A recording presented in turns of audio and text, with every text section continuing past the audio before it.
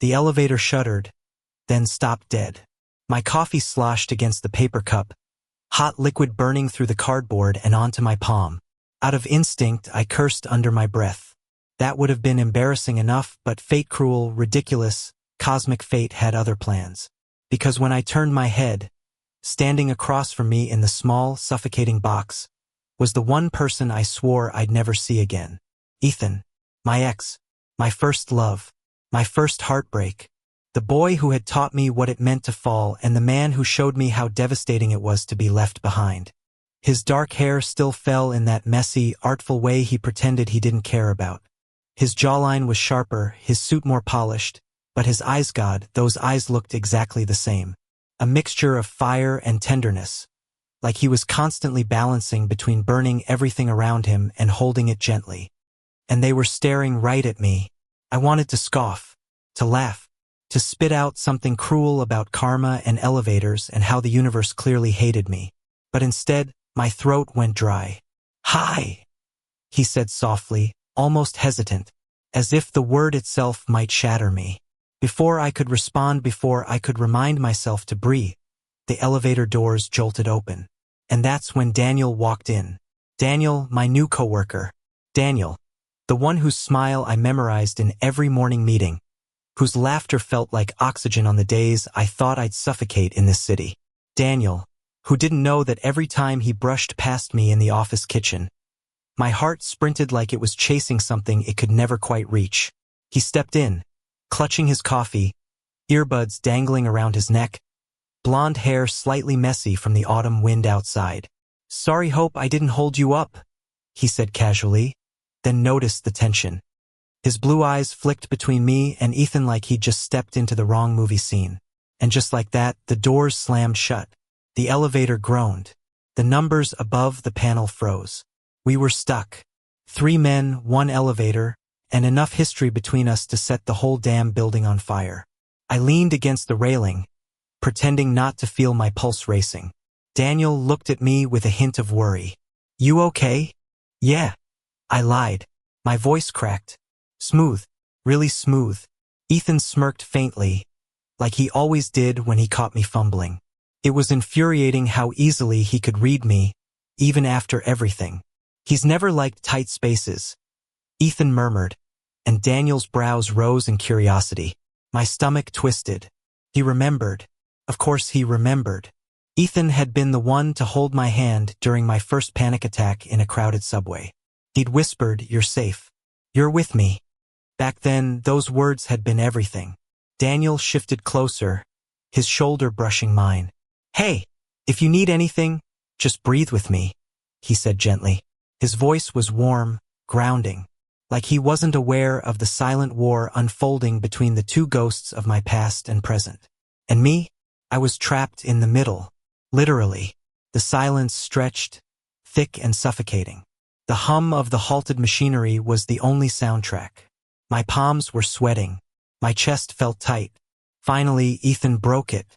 "So," he said, tone casual but eyes sharp, "how do you two know each other?" I wanted to disappear into the floor. Daniel smiled, oblivious to the undercurrent. "We work together. Just started a couple weeks ago.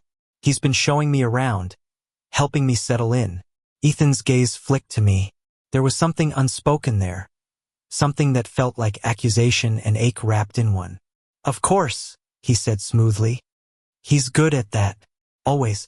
Taking care of people." My breath caught. That wasn't just a statement. That was a memory. Of nights when I'd bandaged his scraped knuckles after bar fights. Of mornings when I'd made pancakes because he hated waking up to silence. It was a reminder of everything we'd been and everything we weren't anymore.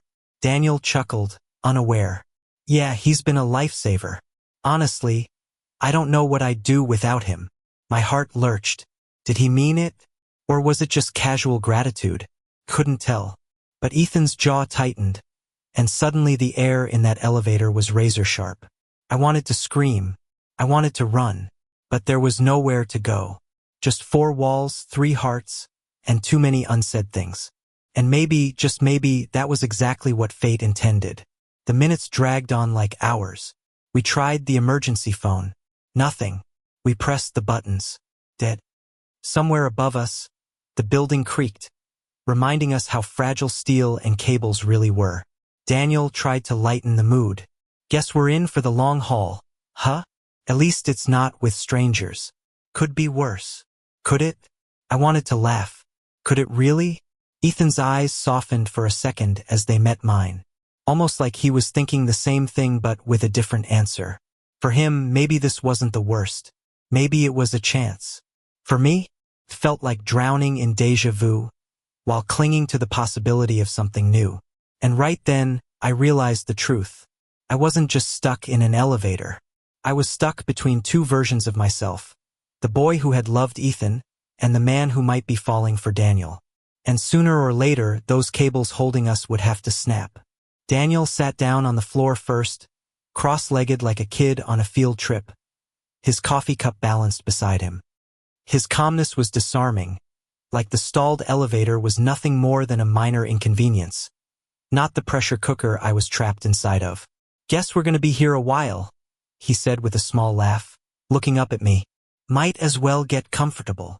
I hesitated, still leaning against the railing like it was the only thing keeping me standing.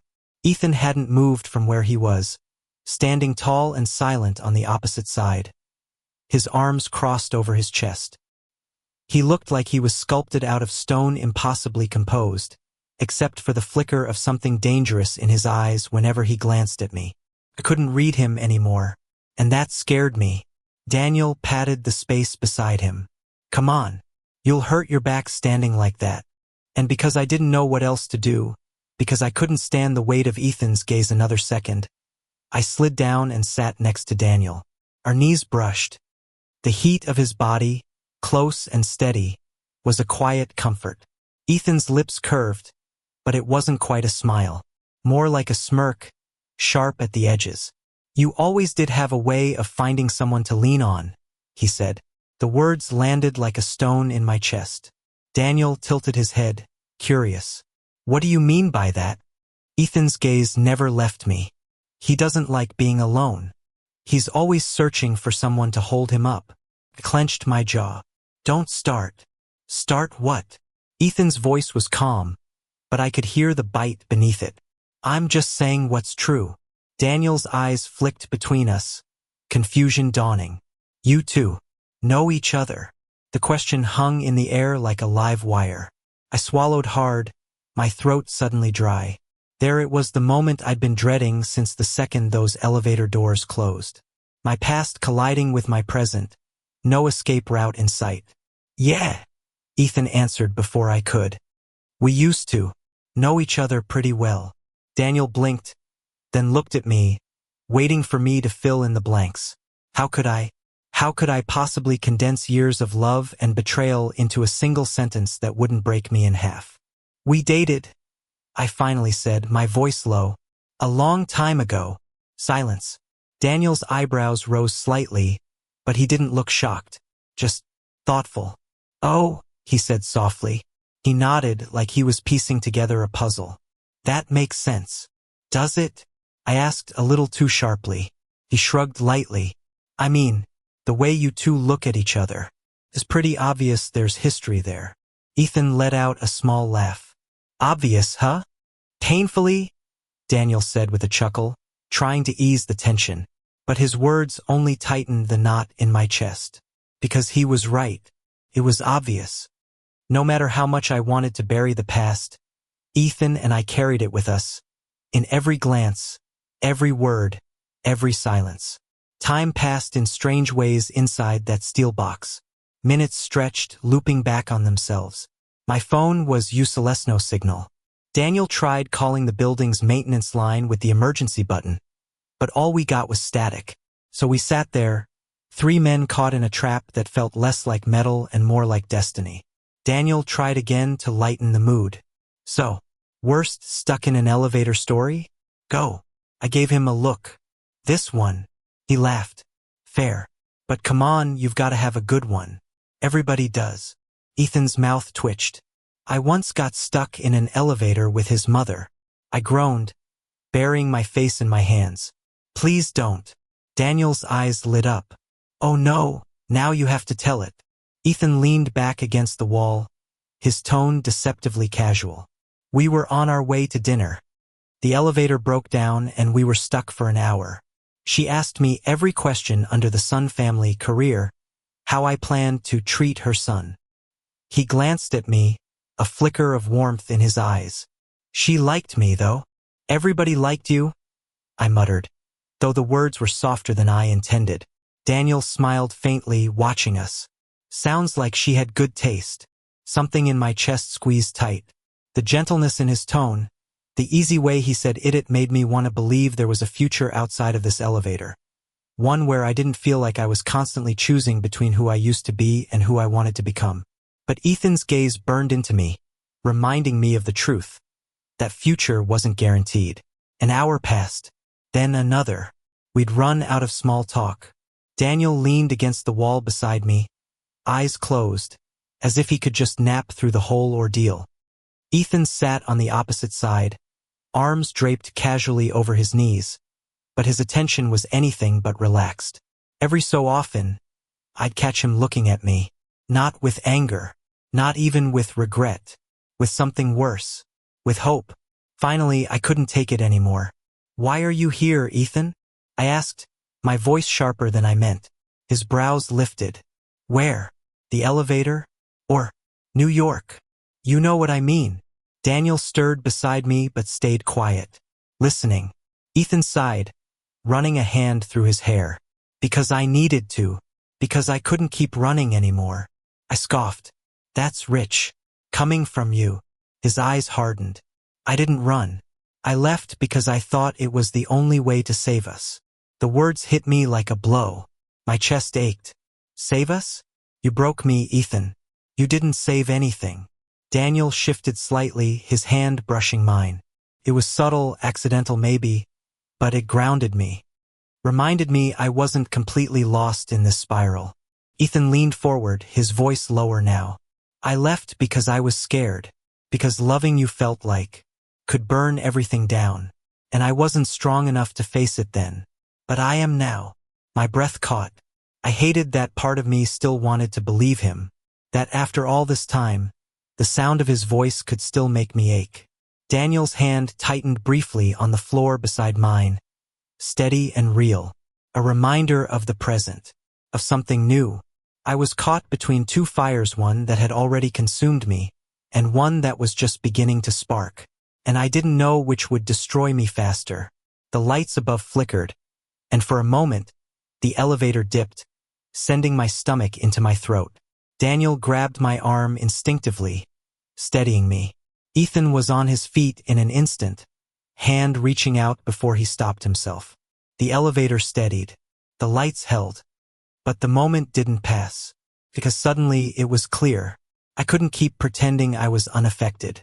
I couldn't keep running from what this was. A crossroads. And whichever path I chose, someone was going to get hurt.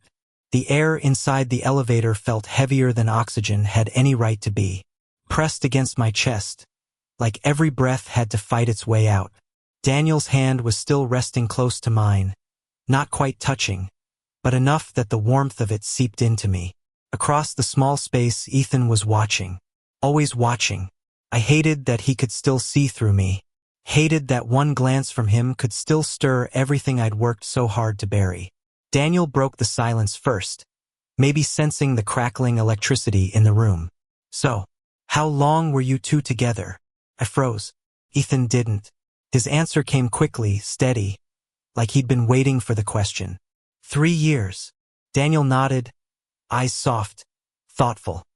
That's not a small thing. No, Ethan said, gaze locked on me. It wasn't. The weight of his words pressed down like gravity. I could feel my pulse racing in my throat, my body screaming to move, to escape, but there was nowhere to go. Just this box. Just them. Just me. Daniel leaned back against the wall, his expression unreadable. Must have been hard. Ending something like that.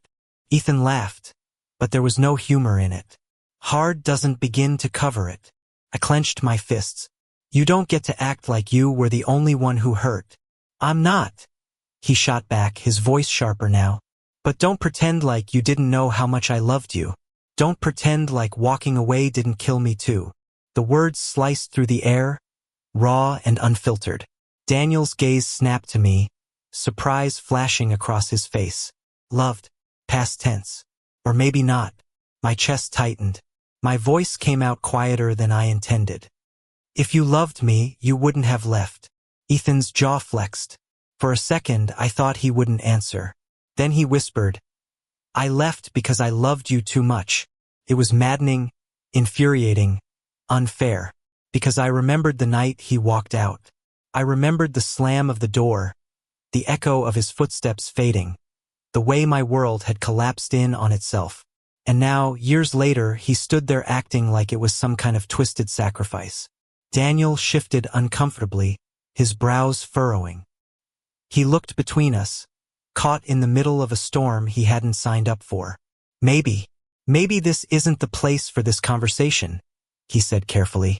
But the truth was, there was no escaping it. The elevator had become a confessional, forcing every buried secret into the open. Minutes bled into each other. The silence that followed was suffocating. Daniel pulled out his phone, scrolling aimlessly despite the lack of signal. I hugged my knees to my chest, trying to steady the riot inside me. Ethan broke the quiet again, his voice softer now. You look good. Better even. I almost laughed. Almost. You don't get to say that. Why not? Because you don't get to show up after all this time and act like you still have that right. His expression faltered. For the first time that night, he looked almost unsure, vulnerable. Daniel glanced at me, his eyes gentle. You don't have to answer him if you don't want to. The way he said it protective, kind made something shift inside me. He wasn't trying to claim me or control me. He was just there, steady. A lifeline I hadn't realized I was clinging to. Ethan noticed. Of course he did. His jaw tightened, and for a moment, I thought he might actually say something reckless. Instead, he leaned back, exhaling slowly. Do you love him? He asked suddenly. The question sliced the air open. Daniel's head snapped up, eyes wide. My heart pounded. That's none of your business. It's a simple question. Ethan pressed, his gaze boring into me. Do you? Daniel shifted, looking at me now, waiting. Not demanding, not pressuring, just waiting. And I had no answer. Because the truth was complicated. Because my heart was still a battlefield. Torn between the wreckage of what had been and the fragile hope of what could be. My throat felt tight. I don't know, I whispered. The words hung there, heavy, unyielding. Daniel's expression softened, like he understood more than I'd given him credit for. Ethan's, on the other hand, cracked just slightly, but enough that I saw the pain flash in his eyes before he masked it again. The hours dragged on. Hunger gnawed at our stomachs, thirst scratched our throats, but none of it compared to the exhaustion of being trapped in that emotional minefield. At some point, Daniel dozed off, his head falling lightly onto my shoulder. My body tensed, but I didn't move. His warmth was comforting, his weight grounding. I let myself lean into it, just a little, just enough to feel human again. Ethan's eyes found us in the dim light. There was no anger there, no bitterness, just a quiet sadness that cut deeper than anything else.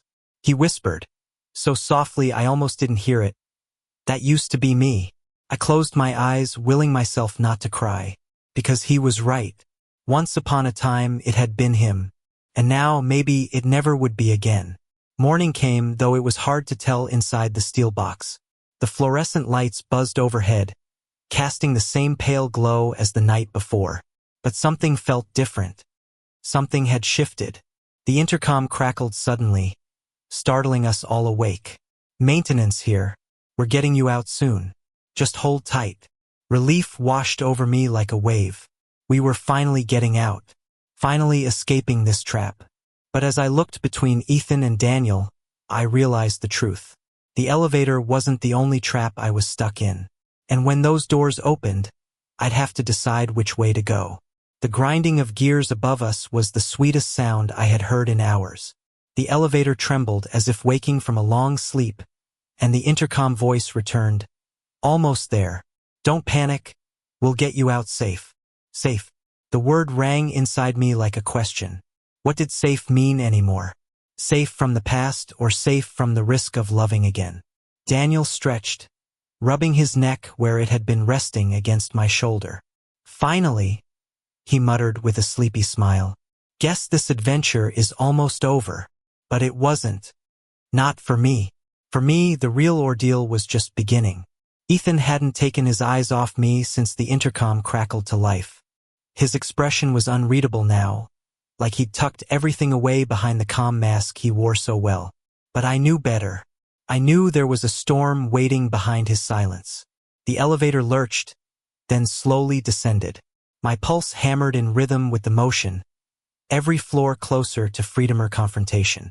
When the doors finally creaked open, the hallway beyond looked like another world. Bright fluorescent lights, polished floors, people walking past with coffee cups and briefcases. Normalcy. We stepped out one by one. Daniel first, blinking against the brightness. Then me, my legs shaky from too many hours of confinement. Ethan followed last, his presence a shadow that clung to me even as we crossed into open space. Thank you for your patience, one of the maintenance guys said, handing us bottles of water. I downed half of mine in a single breath.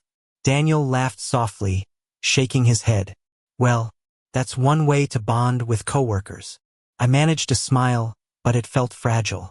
Ethan's gaze was still on me, always on me. We made it to the lobby together, though each step felt heavier. Daniel stopped near the exit, looking between me and Ethan with a mixture of curiosity and caution. I should head home, Daniel said finally. His voice was gentle, but there was something else beneath it, something like restraint. But, hey, if you need anything, call me, okay? His eyes lingered on mine, and for a second, the world went quiet. A promise hung in that look. A future, maybe, one that didn't have to be defined by pain. Yeah, I said softly. I will. He gave me a small smile before turning to leave, disappearing into the blur of the city outside. And then it was just Ethan and me. We stood in the middle of the lobby, silence stretching wide between us. People passed, footsteps echoing, but it felt like we were in our own bubble again. You still care about him, Ethan said finally. I shook my head. It's not like that. Then what is it? It's new. Different. Ethan's jaw clenched. And what about us? Was that just something to forget? I closed my eyes. It's not something I could ever forget, but it's not something I can go back to either. The words seemed to wound him, though he didn't flinch. He just looked at me, steady and unblinking, like he was trying to memorize me one last time. I was stupid, he said quietly. I left because I thought I was protecting you. From me. From everything I couldn't face. But the truth is, I was just afraid. Afraid of how much I loved you. Afraid it would consume us both. My throat tightened. I wanted to scream at him. I wanted to forgive him. I wanted too many things all at once. You broke me, I whispered. I know. His voice cracked. And I've hated myself for it every day since. Tears stung my eyes. I turned away, staring at the glass doors where Daniel had disappeared moments earlier. One path behind me, one path ahead. The choice had never felt so sharp. Ethan stepped closer, not touching me, but close enough that I could feel the heat of him. I don't expect you to take me back. I needed you to know. I still love you. The words landed like an earthquake. And for the first time since the elevator stopped, I realized I wasn't trapped anymore. Not by walls, not by cables, not even by the past. I had a choice. Weeks passed. The elevator became office gossip, the kind of story people retold with laughter and exaggeration. But for me, it was something else entirely. Turning point. Ethan called once. I didn't answer. Daniel stopped by my desk one morning, coffee in hand, his smile shy but hopeful. Survived the week? He teased. Barely, I said, and for the first time, the smile I gave him wasn't forced. He didn't push. He didn't demand. He just stayed. And slowly, I realized that maybe that was what I needed, not a fire that burned too fast to hold, but a steady warmth that could last. Ethan had been my first love. He would always be a part of me, etched into my story like scars on skin. But Daniel was a chance to write something new. And I was ready. It was a Friday evening when I finally felt it. Daniel and I were walking out of the office together, the city buzzing around us, autumn leaves spiraling in the cool air. He cracked some ridiculous joke, and I really laughed. Felt light, free. Ethan's shadow no longer haunted every step. Daniel looked at me then, his expression soft. You know, I'm glad that elevator broke down. I raised an eyebrow. You're insane. Maybe. But if it hadn't, I don't think I would have gotten the chance to really know you. He shrugged, almost shy. And I like knowing you. My chest warmed. For the first time in years, the future didn't terrify me. It felt like possibility. I reached for his hand. He squeezed back. And just like that, the weight lifted. Love isn't about erasing the past. It's about carrying it and choosing, every day, to move forward anyway. Ethan had been the storm that taught me how to feel. But Daniel was the calm that taught me how to heal. And for the first time, as we walked into the night together, I realized I wasn't stuck anymore. I was free. Thank you for listening. If you find it interesting, please like and subscribe to follow the next stories.